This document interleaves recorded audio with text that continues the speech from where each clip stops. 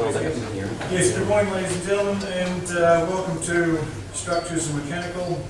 This morning Joe Thomas will be presenting the implementation of environmental degradation monitoring systems for the C-130. Thank you, Ian, and good morning to distinguished ladies and gentlemen. My presentation is on implementation of the environmental degradation management system for the Hercules fleet. This was a live project that has been undertaken at ALSPO in the past 3 years by the Airworthiness Management Unit and the Chief Engineer Department of AC. The project was implemented by the ALSPO EDM team comprising of Mr. Graham Cavalry, the very well-known corrosion manager, Mr. Khalid Saeed, who is the structural engineer and data manager, and myself as the project manager. An ADMS system is that really comprises of the organizational roles, relationship, people, processes, and tools which assess, manage, and report the environmental degradation of an airframe to meet the airworthiness, cost of ownership, and availability requirements. This assessment uses data from condition monitoring as well as usage monitoring systems, design data, and expert advice. The TAM, Technical Airworthiness Management Manual, specifies the ADMS requirement by Regulation 3.5.4D and E. The Regulation 3.5.4D requires the CI manager of an aircraft platform to implement environmental degradation management in accordance with the Aircraft Structural Integrity Management Plan, or the ASIM. The ASIM for both C-130 H and J amplifies these requirements, describes the processes and the responsibilities for both ALSPO and the ASIM. However, what has been difficult with respect to this regulation is the determination of the minimum level of compliance. As such, in 2007, the assessment by ASI DGTA and ALSPO of the existing processes were shown to be non-compliant against this regulation for two reasons. First was the limitations associated with the OEM developed corrosion prevention and control program, and the second was lack of established formal mechanisms to routinely assess aircraft condition in context of the corrosion prevention and control program. The Regulation 3.5.4E of TAM requires the CI manager of an aircraft platform to ensure collection of data records in accordance with the Aircraft Structural Integrity Management Plan, or the ASIM. Again, the ASIM for both H and J amplifies these requirements, describe the systems and processes, as well as the responsibility for both ALSPO and the ASI DGTA. Again, in 2007, the assessment by ALSPO and ASI DGTA of the systems indicated they are non-compliant against this regulation, mainly due to not having the processes in place to adequately store the condition data in a format and not having a centralized location that facilitates reporting and routine assessment of the condition data. The aims of an environmental degradation management system: mainly it decreases maintenance cost, leading to reduced cost of ownership. The statistics from the US Department of Defense indicates that the cost of maintenance for all systems is about $50 billion a year, out of which corrosion-related costs is about 10 to 20 billion, which is 20 to 40%, a substantial percentage of the total cost. Also, the aims of ADMS includes increased aircraft availability, improved maintenance planning, and reduced airworthiness issues.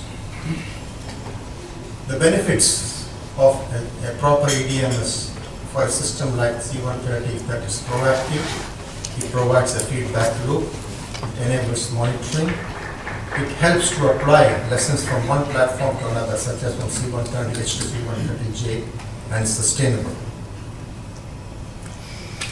I thank my colleague Mr. Bob Denise from DGTA for this slide. I borrowed it. This is a closed loop EDMS system, comprises of a capability such as C-130, availability requirement, which is the flying hours per year. The capabilities to be operated for the flying hours within the regulatory requirement.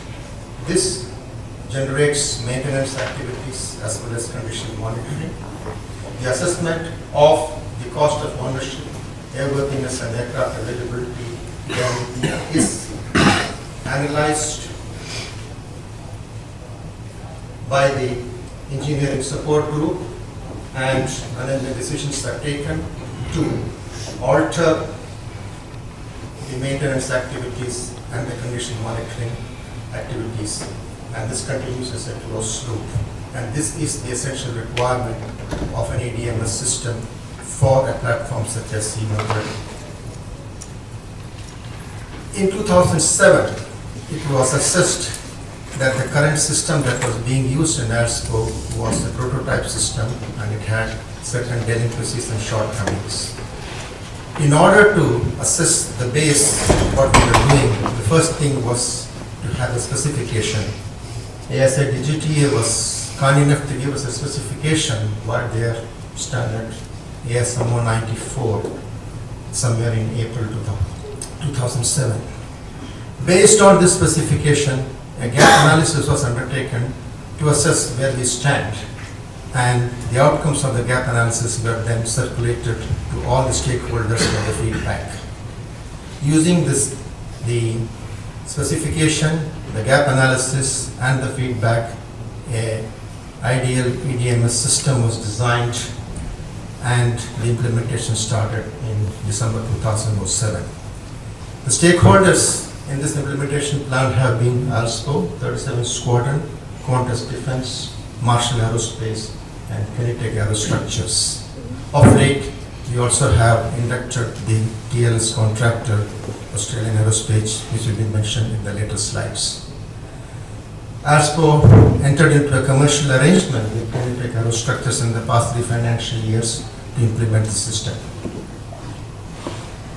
The main gaps were in the areas of management plans, in documentation, in the central repository of data, and in training. The recommendations were for proposed rectification action as well as in the roles and responsibilities. There were detailed recommendations for organizations such as ALSCO, ASI DGTA, DSTO, and Aerostructures. Some of the recommendations were to clearly define the roles and responsibility of the environmental degradation and structural condition monitoring manager, to have a full scope of environmental degradation training, and also to operate a structural condition data recording database. Recommendations for ASI DGTA included rewriting the aircraft structural integrity management plan, to have an EDA or environmental degradation assessment on a regular interval, and to review them at the working group. There were similar recommendations for DSTO as well as Kinetic Aerostructures. The scope of the plan that was implemented at ALSCO was to implement a robust closed-loop plan with a roadmap, which would make available data for fleet management and structural integrity decisions that supports fleet availability and cost objective. This would also assist ALSCO with the environmental degradation management, technical regulation compliance out to the planned withdrawal date. The key components of the system that was introduced was, there were 4 elements: the structural condition data recording database, proper documentation, training, and data assessment. The structural conditioning data recording database was the key activity, and it was to develop, test, and certify the database with a software development plan. The elements included data requirement, system requirements, system reports and database search queries, recording data alterations, network layout, and data backup. The activities to undertake all these were through initial planning, rollout, procedures, and post-rollout, which have been completed. Also, the maintenance and ongoing tasks for the 2 financial year 08, 09, and 09 have been completed. ALSCO has continued this maintenance and ongoing task for C-130H for the financial year 2010-11 with Kinetec Aerostructure to a purchase order. The gap analysis clearly indicated that the documentation have gaps, and these documentations have now been rewritten to complete the gaps. The ASIM, Aircraft Structural Integrity Management Plan, has been rewritten. The Structural Condition Monitoring Plan has been redrafted. A standing instruction for ASI and a standing instruction for structural condition monitoring have been prepared, and a new corrosion manual -23 has been prepared, which is in the draft form and is awaiting approval. The training was another area which was highlighted by the gap analysis, and I'm really pleased to report here that it was an extremely good teamwork by 3 or 4 organizations, namely ASI DGTA, DSTO, ALSPO, and Kinetec, which got together and prepared an exhaustive training manual covering the use and application of the structural conditioning data record database, the awareness of C-130 EDMS, and specific C-130 case studies. This training module was then imparted to all the stakeholders, 19 participants from 37 Squadron, Qantas Defense, Marshall Aerospace, and Australian Aerospace participated. The course was delivered by Mr. Steve Swift, Principal Engineer from CASA, and facilitated by Dr. Bruce Hinton, Principal Engineer from DSTO. I would strongly recommend to the SPOs that this can be used by any SPO which is wanting to implement an ADMS system, because accepting the case studies, everything else is readily available. And you cannot find better speakers and course deliverers like Mr. Steve Swift and Dr. Bruce Hinton, who are not only hardcore professionals, but probably the most decorated people in the respective discipline in Australia. The EDMS system that was implemented at ALSPO had 2 clearly defined deliverables. The first was the condition data audit report, and the second is the environmental degradation assessment. The condition data audit report is undertaken on a 6-monthly basis, and it reviews the condition of the data quality. The environmental degradation assessment, EDA, is undertaken on a biannual basis and carries out an overall assessment of the EDA of the aircraft, including identification of the regularly occurring environmental degradation, incidences of environmental degradation, and implications of environmental degradation on the life of type and plan withdrawal date. So far, 3 condition data audit reports have been prepared during the period May 08 to April 10, and 1 each EDA or environmental degradation assessment for C-130H and J have been prepared.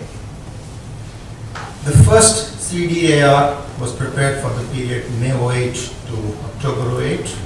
During this period, 3,172 records have been entered in the database. The records are basically the non-destructive testing report, NDT reports, the structural conditioning record forms and deviation forms, the aircraft condition reports, and the end of service reports. As of October 08, the database contained about 9,804 records, and 27% of the data entered had 1 or more essential field missing. The second condition data audit report was made for the period November 08 to April 09. During this period, 572 records have been entered.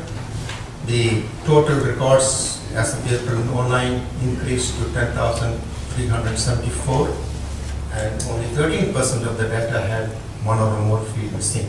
It's a reduction from 27 to 13. A number of the NDT reports from 37 Squadron are also provided with insufficient details.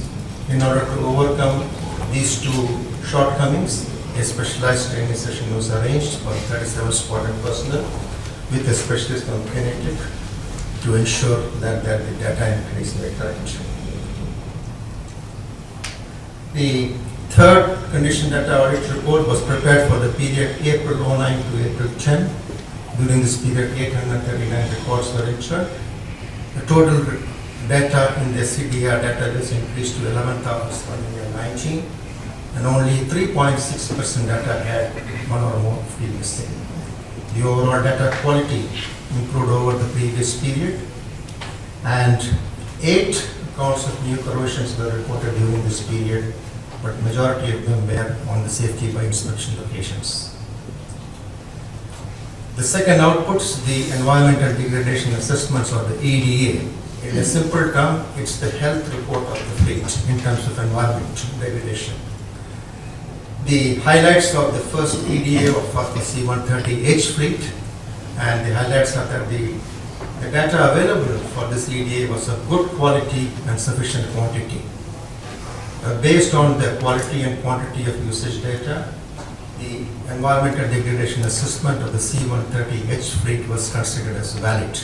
It's a major outcome which we could not make it for the last 10 or 15 years. The EDA has 3 types of recommendations: priority A, B, and C.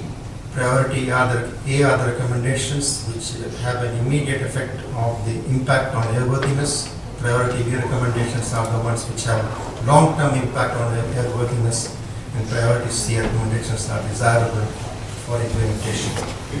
The first EDA for C-130H had no priority B recommendation, while there were 3 priority C recommendations relating to minor upgrade of the database which have been actioned.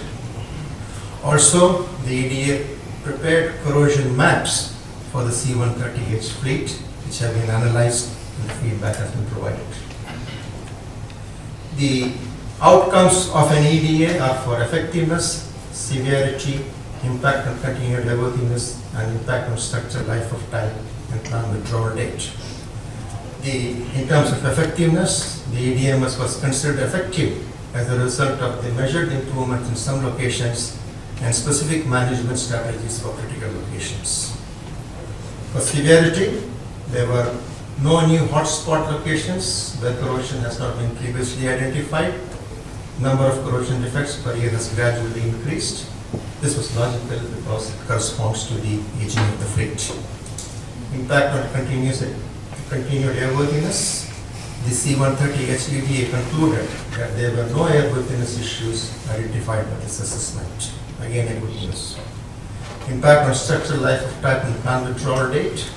The environmental degradation condition of the aircraft is better defined, and there are no additional EDA issues that are considered to affect the plan withdrawal date and life of type.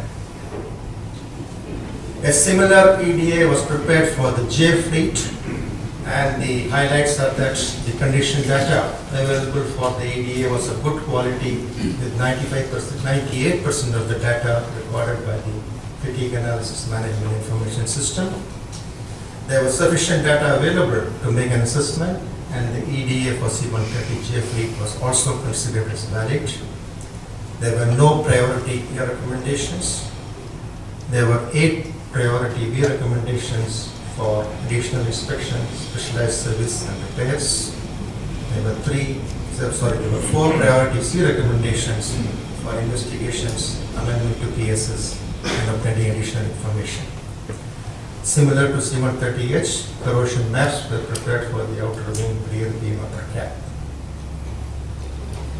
The outcomes for the C-130J again is for effectiveness, severity, impact on continuous airworthiness, and impact on structural life of type and plan withdrawal date. In terms of effectiveness, the 4 major components of EDMS is basically the corrosion prevention and control program, the structural condition monitoring system, the EDMS review of data, and decision-making components all are in place. Specific hotspots have been identified, and improved management strategies implemented in a timely manner. This suggests that the C-130J EDM is effective. For severity, corrosion on the C-130J fleet at C-130H corrosion hotspot is likely to be detected early, as planned inspection and maintenance tasks currently address these locations. Usage parameters such as takeoff base and runway type are considered likely to have an impact on the environment and degradation. Impact on continued airworthiness. There were no airworthiness issues identified by this assessment.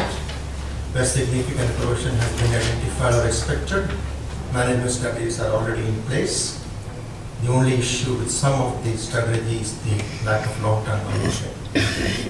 Impact on structural life of type and plan withdrawal rate. The center wing and outer wing trailing edge structures and the outer wing rear beam are the only significant areas of corrosion on C-130J. This corrosion has led to replacement of a number of secondary structural components. These replacements do not affect the life of type and the plan withdrawal rate of the aircraft. The status of the program as of today is that all planned activities have been completed for the financial year 07-08, 08-09, 09-10 on time within cost. In this context, I would like to thank Unitech Aerostructures for having provided a very professional service in terms of qualified and skilled personnel who were full-time available to carry out this project. ASCO has continued the commercial arrangement with Unitech Aerostructures for the sustainment for C-130H. ASCO has handed over the C-130J environmental degradation management responsibility to TLS contractor, namely Australian Aerospace. Prior to handing over the C-130J EDM's responsibility to Australian Aerospace, ASCO has completed the maintenance and ongoing tasks both for H and J. ASCO has completed the documentation and imparted the necessary training.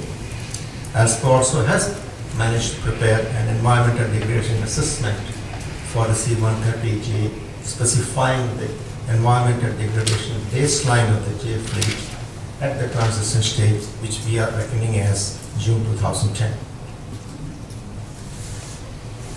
The activities that have been transferred to the TLS contractor, namely Australian Aerospace, is that in November 2009, Australian Aerospace advised their proposed strategy for the environmental degradation management of C-130J and use of matrix database. As a result of that decision, ASCO has transferred about 6,543 records from the SCDR database to Australian Aerospace.